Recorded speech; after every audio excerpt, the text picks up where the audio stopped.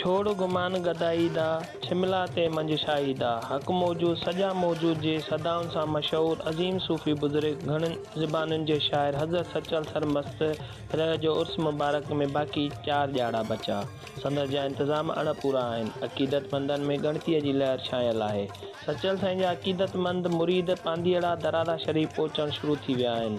अज़ीम सूफ़ी बुज़ुर्ग हफ़्त ज़बान शाइर हज़रत सचल सरमस्त रह जे उर्स में बाक़ी 4 ॾींहं बचा, पर इंतज़ामिया उर्स जे हवाले सां के बि जोॻा इंतज़ाम करे न सघी आहे, जंहिं सबबि ज़ाइरीन ऐं शहरनि में सख़्त मायूसीअ जी लहर पखिड़िजी वई आहे।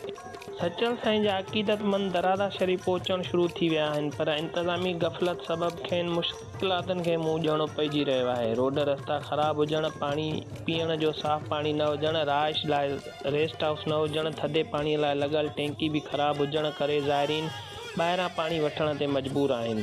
जॾहिं त दरगाह ॿाहिरां मेन रोड ते लॻल फिल्टर प्लांट बि वॾे अरसे खां बंदि पियल आहे, पर संदर जे ॾेखा जी बहाली ऐं सफ़ाई सुथराई लाइ 2 मुलाज़िम रखियल आहिनि, जेके घर वेठे पघारूं खणनि था। जॾहिं त फिल्टर प्लांट जे नाले ते लखें रुपयनि जा बिल कढिया वञनि था, पर सहूलियत मौजूदु न आहे।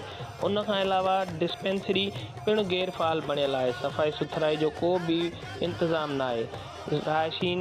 ज़ाइरीन ऐं रहाइशीन जे लाइ ठहियल वाशरूमनि जी हालत इंतिहाई ख़राब आहे। उते पाणी ऐं सफ़ाई सुथराई न थियण सबबि ज़ाइरीन खे अञा वधीक मुश्किलातुनि खे मुंहुं ॾियणो पइजी रहियो आहे। दरगाह ॾांहुं ईंदड़ रस्तनि ते गंदगीअ जा ढेर ऐं नालियुनि जो गंदो पाणी पिणु बीठल आहे, जंहिं सां पिणु ज़ाइरीन खे सख़्त तकलीफ़ पेश अची रही आहे। जॾहिं त अहाते जे अंदरि ऐं ॿाहिरें पासे खां लाइटूं ख़राब हुजण करे राति जो ऊंदाहीअ जो राॼु आहे।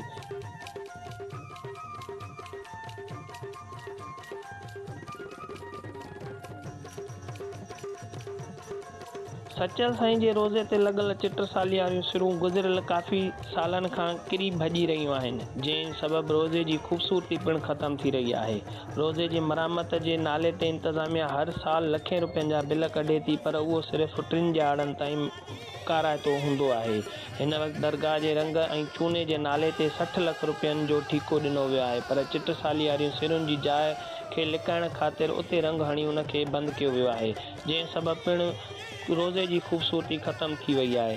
सचल साईं जे उर्स जूं गैर सरकारी तक़रीबूं 12 रमज़ानुल मुबारक खां दरारा शरीफ़ में शुरू थींदियूं, जंहिंमें अलम पाक जी चादर कुशाई शाम जे वक़्तु थींदी। 13 रमज़ानुल मुबारक ते सुबुह जो मज़ार खे गुस्ल ॾिनो वेंदो।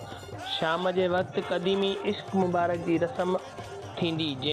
ख्वाजा अब्दुल हक फारूकी सचल साईं जो क़दीमी लिबास ओॾे हवेली खां मुरीदनि सां काफ़िले जी सूरत में दरगाह जे अङण में ईंदो, जिते इश्क मुबारक जी तक़रीब मुनक़िद कई वेंदी, जंहिंमें हू अक़ीदतमंदनि सां रोज़ो इफ़्तार कंदो, जंहिं बाद हुननि खे पंहिंजो दीदार कराईंदो। जॾहिं त 13 रमज़ान ते सरकारी तौर ते सुघड़ कॉन्फ्रेंस समा हाल में मुनक़िद कई वेंदी ऐं शाम जो अदबी कॉन्फ्रेंस थींदी।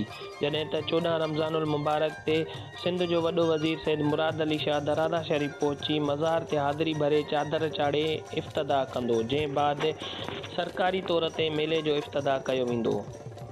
उन बाद हू समा हाल में सुघड़ कॉन्फ्रेंस ऐं एवार्ड तक़रीब में शिरकत कंदो ऐं सचल सरमस्त जे सालियानी बहितरीन कारकर्दगी अदा करण ते एवार्ड पिणु विरिहाईंदो, जंहिं बाद हू उतां रवानो थी वेंदो। कैमरामैन जाफ़र राजपर, आसिफ राजपर सां गॾु शकील अहमद शेख, कोशिश डिजिटल, दरारा शरीफ़।